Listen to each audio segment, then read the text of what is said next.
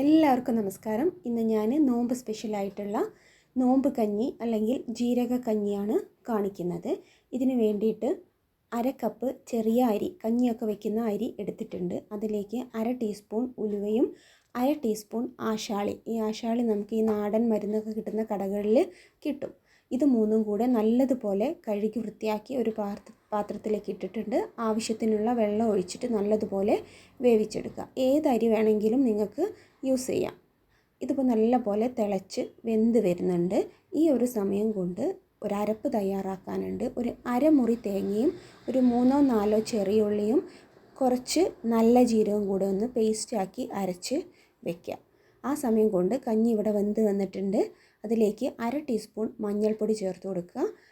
എന്നിട്ട് ആവശ്യത്തിനുള്ള ഉപ്പും കൂടെ ചേർത്ത് കൊടുക്കുക. ആദ്യം തന്നെ നല്ലോണം ചേർക്കാതെ പിന്നെ നോക്കിയിട്ട് പിന്നെ ചേർത്താൽ മതി. ഈ ഒരു സമയം കൊണ്ട് നമ്മൾ അരപ്പ് തയ്യാറാക്കി വയ്ക്കണം. ആ ഒരു അരപ്പ് ഇതിലേക്ക് ചേർത്ത് കൊടുക്കുക. തേങ്ങ, ചെറിയുള്ളി, നല്ല ജീരകം, എത്രത്തോളം നിങ്ങൾക്ക് ഫ്ലേവർ വേണോ അതിനനുസരിച്ച് ജീരകം ചേർക്കാം. ഇനി അവസാനമായിട്ട് ഒരു നുള്ളുപ്പും കൂടെ ചേർക്കുന്നുണ്ട്. നല്ലപോലെ തിളച്ച് വരുമ്പം നമുക്കത് ഓഫ് ചെയ്യാം. ഇനി നമുക്കതൊന്ന് വറവിടുകയാണ് വേണ്ടത്.